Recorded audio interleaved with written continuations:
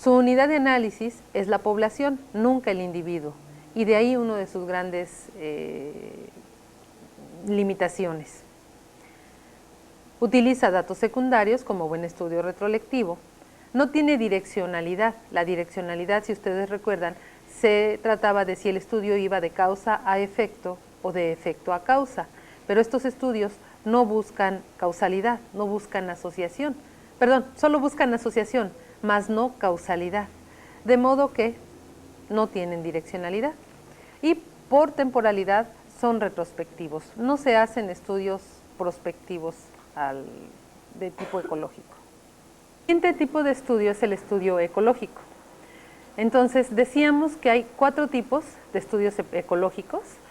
El primero es el esquema que tenemos aquí, que se trata de un estudio ecológico exploratorio. Dentro de este, tenemos una N mayúscula que es una población completa. Podríamos hablar de todo Perú. Esta población la vamos a subdividir N1, N2, N3 hasta NX, en donde cada una de estas Ns podrían ser los departamentos.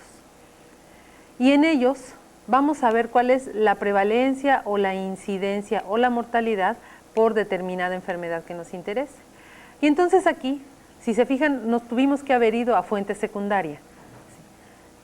Y podemos hacer comparaciones. ¿Qué es lo que está pasando entre cada uno de los departamentos? Aquí podemos ver en cuál de los departamentos la prevalencia o la incidencia de la enfermedad es más alta. ¿Sí? Estamos explorando los datos, por eso se llama estudio exploratorio. Tenemos otro estudio que se llama de tendencias, ecológico de tendencias, que es la misma idea pero a través del tiempo. Hago esto para 1990. Hago esto para 1995 y hago lo mismo para el año 2000 y comparo si a través del tiempo ha venido en aumento o ha venido disminuyendo, cuál ha sido la tendencia de la enfermedad que estoy estudiando.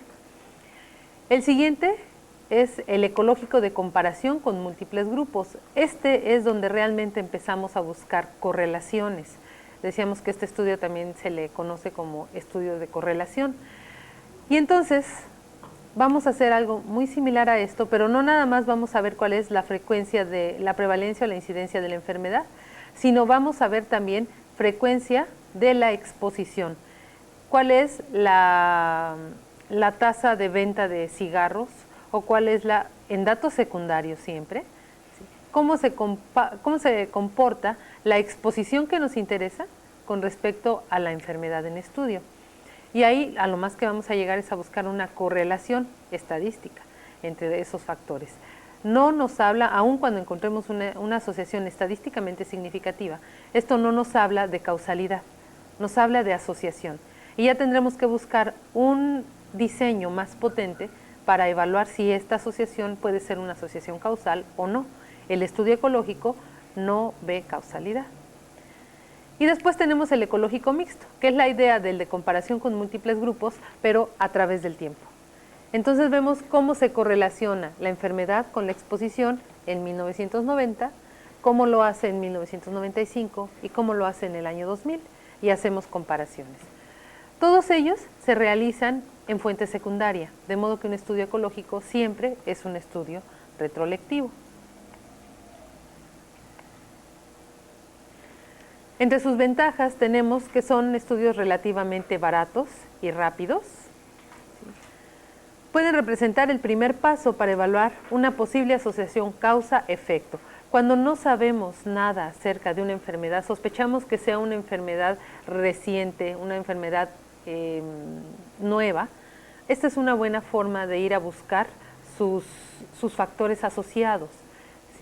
Entonces, nos van a ayudar a ver a qué se puede estar exponiendo las personas como para provocar tal efecto, sin hablar de causalidad, simplemente de asociación o de correlación. Si los datos secundarios son confiables, y esto va subrayado, si los datos secundarios son confiables, entonces son útiles para generar hipótesis etiológicas. Si los datos secundarios no son confiables, pues las hipótesis que puedan surgir de estos estudios no van a ser significativas, no van a ser reales.